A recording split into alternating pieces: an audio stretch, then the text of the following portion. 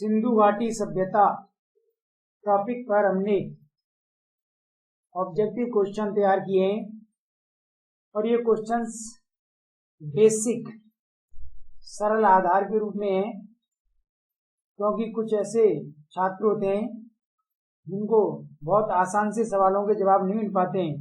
इसलिए हमने कोशिश ये की है कि सबसे सरल प्रकार के प्रश्न भी इसमें पूरी तरह से बनाए जाएं और क्रम का विशेष ध्यान रखा गया है। जिस तरीके से सिंधु घाटी सभ्यता को हम पढ़ाते हैं उसी तरीके से ऑब्जेक्टिव क्वेश्चन भी तैयार किए गए और कम से कम 150 क्वेश्चन अकेले टॉपिक पर हमने फ्रेम किए हैं। और जैसे जैसे हम आरंभ से लास्ट की ओर बढ़ते जाएंगे वैसे वैसे टफ क्वेश्चन आते जाएंगे। तो आईएएस स्टैंडर्ड के जो क्वेश्चन है वो लास्ट वाले पार्ट में आएंगे। शुरुआत में केवल बेसिक पार्ट है जो सभी एग्जाम्स को ध्यान में रख करके बनाया गया है, अन्य एग्जाम्स के छात्र को भी सरल क्वेश्चन प्राप्त हो सके। कंप्लीट कवरेज है, इसके बाहर शायद क्वेश्चन की संभावना नहीं बचेगी। ठीक है, तो हमने प्रयास किया है आपके लिए। क्वेश्चन नंबर 1, सिंधु घाटी सभ्यता को यह नाम किसके द्वारा दिया गया? Answer C, John Marshall. John Marshall 1902 से 1928 की अवधि में भारतीय पुरातत्व विभाग के निदेशक थे, डायरेक्टर थे। और ब्रिटिश सरकार का जब भारत पर शासन था तब ब्रिटिश सरकार के अधीन ही उन्होंने यह कार्य आरंभ किया था और तभी उन्होंने इस सभ्यता को यह नाम दिया था। क्वेश्चन नंबर 2, जॉन मार्शल पुरातत्व विभाग के निदेशक किस अवधि में रहे? आंसर ए, 1902 से 1928 की अवधि में। John Marshall ASI archaeological survey of department या इंडिया के डायरेक्टर जनरल थे और इन्होंने ब्रिटिश सरकार के अधीन रहते हुए सिंधु घाटी सभ्यता के उत्खनन संबंधी कार्य को आगे बढ़ाया। और सिंधु घाटी सभ्यता के बारे में जितना भी रिसर्च हुआ है उसमें ब्रिटिश सरकार का बहुत बड़ा योगदान माना जाता है और जॉन मार्शल का ईमानदारी से किया गया कार्य भारत के संदर्भ में काफी महत्वपूर्ण है। क्वेश्चन नंबर 3, जॉन मार्शल की नियुक्ति भारतीय पुरातत्व विभाग के निदेशक के रूप में किसके द्वारा की गई? यानी जॉन मार्शल भारतीय पुरातत्व विभाग archaeological survey of India department के डायरेक्टर के रूप में नियुक्ति किसके द्वारा की गई? Answer A, Lord Curzon. Lord Curzon उस समय भारत के गवर्नर जनरल थे। 1899 से 1905 के बीच में लॉर्ड कर्जन का कार्यकाल है, जब भारत के गवर्नर जनरल या वायसराय थे और इन्होंने ही एएसआई के अध्यक्ष के रूप में, डायरेक्टर के रूप में जॉन मार्शल की नियुक्ति की थी और लॉर्ड कर्जन के निर्देश पर ही जॉन मार्शल ने सिंधु घाटी सभ्यता के उत्खनन कार्य को आगे बढ़ाया। क्वेश्चन नंबर 4, जॉन मार्शल ने 1924 में प्रकाशित किस पत्रिका में इस सभ्यता का उल्लेख किया? आंसर ए, इलस्ट्रेटेड लंदन न्यूज। यानी यह मैगजीन्स इंग्लैंड से या इंग्लैंड की राजधानी लंदन से प्रकाशित होती थी और उसी समय जॉन मार्शल ने लंदन में जाकर के सिंधु घाटी सभ्यता से संबंधित पूरी जानकारी सारी दुनिया के समक्ष रखी और इसी मैगजीन में उन्होंने सिंधु घाटी सभ्यता के बारे में समस्त जानकारी को सार्वजनिक किया। आंसर ए। क्वेश्चन नंबर 5, जॉन मार्शल के नेतृत्व में सिंधु घाटी सभ्यता के उत्खनन का कार्य किस विद्वान के सहयोग से किया गया? यानी जॉन मार्शल जब भारतीय पुरातत्व विभाग के डायरेक्टर थे तो उस समय सिंधु घाटी सभ्यता के उत्खनन संबंधी कार्य में सर्वाधिक सहयोग किस विद्वान ने किया? Answer A, Dayaram Sahni. दयाराम साहनी ने सर्वाधिक सहयोग किया है जॉन मार्शल का। उसके बाद दोनों भी सही हैं, राखाल दास बनर्जी और माधव स्वरूप वत्स, लेकिन दयाराम साहनी का योगदान सबसे ज्यादा है, इसलिए आंसर हुआ ए। क्वेश्चन नंबर 6, सिंधु घाटी सभ्यता सिंधु और उसकी 5 सहायक नदियों के किनारे स्थित थी। सिंधु नदी का उद्गम स्थल है? सिंधु नदी का उद्गम स्थल आंसर ए, मानसरोवर। कैलाश पर्वत पर जो मानसरोवर झील है उसके राक्षसताल पॉइंट से सिंधु नदी निकलती है और वहां से निकलकर जम्मू कश्मीर में प्रवेश करती है, फिर पाकिस्तान में चली जाती है। और इसकी नीचे से 5 सहायक नदी हैं, झेलम, चिनाब, रावी, ब्यास और सतलाई। और एक नदी नीचे सरस्वती नदी राजस्थान वाले क्षेत्र में बहती थी। तो सिंधु और उसकी 6 सहायक नदियों के क्षेत्र को मिलाकर कहते हैं 7 नदियों का क्षेत्र, सप्त सैंधव क्षेत्र। ठीक है। रोहतांग और वेरीनाग दर्रा ये भारत में ही है, जम्मू कश्मीर हिमाचल वाले क्षेत्र में। आंसर ये हुआ। क्वेश्चन नंबर 7, हिंदू शब्द की उत्पत्ति किस शब्द से मानी जाती है? Answer C, Sindhu. क्योंकि जब यूनानी और ईरानियों ने भारत पर आक्रमण किया और तब यूनानियों ने और अन्य विदेशियों ने सिंधु नदी के किनारे रहने वाले व्यक्तियों को हिंदू शब्द से संबोधित किया है, तो सिंधु शब्द ही आगे जाकर के अपभ्रंश हुआ और उसी से हिंदू शब्द की उत्पत्ति हुई। और बाद में भारत के सुप्रीम कोर्ट ने हिंदू शब्द में और अधिक विस्तार किया और इसकी व्याख्या इस प्रकार की है कि हिंदू वो है जिसमें सिख, जैन, बौद्ध और हिंदू सनातन संस्कृति की वर्ण व्यवस्था के चारों वर्ण शामिल हैं। इसका मतलब हिंदू शब्द में सिख, जैन, बौद्ध को भी शामिल किया जाता है। मुस्लिम, ईसाई, पारसी, एंग्लो इंडियन को हिंदू शब्द में शामिल नहीं किया गया है। ये सुप्रीम कोर्ट ने व्याख्या की है, संविधान के अकॉर्डिंग इसे अब सही माना जाता है। क्वेश्चन नंबर 8, भारत राष्ट्र का नाम इंडिया किस नदी के आधार पर रखा गया है? Answer C, Sindhu. सिंधु नदी को इंग्लिश में इंडस रिवर कहा जाता है। इंडस रिवर से ही आगे जाकर के इंडोन शब्द बना, इंडोन से इंडिया बना और भारतीय संविधान में भारत का नाम इंडिया लिखा गया है। जब आप भारतीय संविधान का अध्याय 1 में अनुच्छेद 1 पढ़ेंगे तब साफ लिखा गया है इंडिया दैट इज भारत, यानी भारत का आधिकारिक नेम इंडिया है और भारत उसका ट्रांसलेशन है। इंडिया भारत का आधिकारिक नाम। क्वेश्चन नंबर 9, सिंधु घाटी सभ्यता का नाम परिवर्तित कर किया गया है।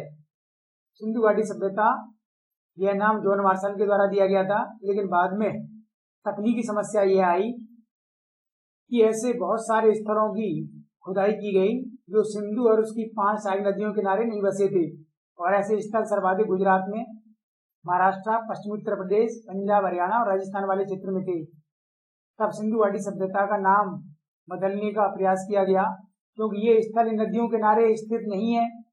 और जबकि हम कह रहे हैं सिंधु घाटी सभ्यता वो सभ्यता है जो सिंधु और उसकी सहायक नदियों के किनारे बसी हुई थी, तो अतः इन स्थलों को इसमें शामिल करने के लिए एक प्रयास किया गया कि सभ्यता का नाम सिंधु घाटी से हटा करके हड़प्पा सभ्यता किया गया। हड़प्पा स्थल है, एक जगह है, नदी नहीं है, तो हड़प्पा सभ्यता से मिलती जुलती विशेषताएं जिस भी स्थल से मिलती हैं उसे हड़प्पा सभ्यता के अंतर्गत शामिल किया जाता है, इसलिए बाद में इसका एप्रोप्रिएट नेम हड़प्पा सभ्यता किया गया है। Answer B. Question number 10, Sindhu घाटी सभ्यता के बारे में सर्वप्रथम जानकारी 1826 में किसके द्वारा प्रदान की गई? Answer A, Charles mason. Charles mason उस समय ब्रिटिश सरकार के अधीन एक अधिकारी थे और ब्रिटिश सरकार ने इस समय भारत के उत्तर पश्चिमी हिस्से में जब सड़क मार्ग और रेल मार्ग का विकास का प्रयास किया और यहाँ पर सड़क मार्ग रेल मार्ग का फॉर्मेट बनाया जा रहा था, तो उसी समय चार्ल्स मेसन जब इस कार्य में संलग्न थे तब उन्होंने एक टीले को देखा और टीले की खुदाई उन्होंने कराई, तब उन्हें पहली बार सभ्यता के बारे में कुछ जानकारी प्राप्त हुई। उसी समय उन्होंने सभ्यता के बारे में सबसे पहले जानकारी प्रदान की थी, चार्ल्स मेसन। Answer A. निम्न में से कौन, क्वेश्चन नंबर 11, निम्न में से कौन सी सभ्यता सिंधु सभ्यता की समकालीन नहीं मानी जाती? आंसर डी, यूनान की क्रीट सभ्यता। क्रीट यूनान का शहर है। क्रीट की सभ्यता सिंधु घाटी सभ्यता से पहली मानी जाती है। सुमेर, मेसोपोटामिया की सभ्यता, चीन की सभ्यता, मिस्र की सभ्यता, ये चारों जो सभ्यताएं सिंधु घाटी सभ्यता की समकालीन थी। आंसर हुआ डी। क्वेश्चन नंबर 12, सुमेर एवं मेसोपोटामिया सभ्यता स्थित थी इराक में। इराक का प्राचीन नाम मेसोपोटामिया में ही है। आंसर हुआ डी। क्वेश्चन नंबर 13, सुमेर एवं मेसोपोटामिया सभ्यता किन नदियों के किनारे स्थित थी? सुमेर एवं मेसोपोटामिया की सभ्यता इराक में है और इराक की नदियां हैं दजला एवं फरात। आंसर हुआ बी। दजला और फरात को क्या कहा जाता है? Euphrates and Tigris. Euphrates and Tigris. Answer हुआ बी। क्वेश्चन नंबर 14, चीन की सभ्यता किस नदी के किनारे स्थित थी? आंसर ए, हवांग हो नदी, जिसे पीली नदी भी कहा जाता है, येलो रिवर। आंसर ए, हवांग हो नदी। क्वेश्चन नंबर 15, सिंधु घाटी सभ्यता की तिथि जॉन मार्शल द्वारा निर्धारित की गई है। जॉन मार्शल जिनके नेतृत्व में सिंधु घाटी सभ्यता का उत्खनन कार्य आरंभ हुआ और उन्होंने सभ्यता को यह नाम भी प्रदान किया इस सभ्यता की तिथि के बारे में काफी विवाद है, क्योंकि इस सभ्यता की जानकारी का एकमात्र स्रोत पुरातात्विक अवशेष है, आर्कियोलॉजिकल एविडेंस है। पुरातत्व के अध्ययन संबंधी विधियां सारी दुनिया में अलग अलग हैं, इसलिए उनके अध्ययन संबंधी निष्कर्ष सबके अलग अलग हैं। फिर भी जॉन मार्शल ने इसकी एक डेट निर्धारित की है। आंसर है ए 3250 से 2750 बीसी ईसा पूर्व। सिंधु घाटी सभ्यता का सर्वाधिक उपयुक्त समय कार्बन 14 विधि द्वारा निर्धारित है। आंसर हुआ सी 2350 से 1750 बीसी। सिंधु घाटी सभ्यता के समय को लेकर के विद्वानों में काफी मतभेद है, क्योंकि सभ्यता की जानकारी का एकमात्र स्रोत पुरातात्विक साक्ष्य है और पुरातत्व के अध्ययन की विधियां सारी दुनिया में अलग अलग हैं, इसलिए उनमें कुछ डिफरेंसेस आ जाते हैं। फिर भी अध्ययन की दृष्टि से कार्बन 14 विधि द्वारा इसका समय 2350 से 1750 बीसी निर्धारित किया गया है, क्योंकि 2350 इस सभ्यता का सबसे उच्चतम समय था जब सभ्यता अपने विकास के चरम स्तर पर थी, और 1750 तक आते आते यह सभ्यता अपने पतन की ओर चली गई। क्वेश्चन नंबर 17, सिंधु घाटी सभ्यता की जानकारी के स्रोत हैं।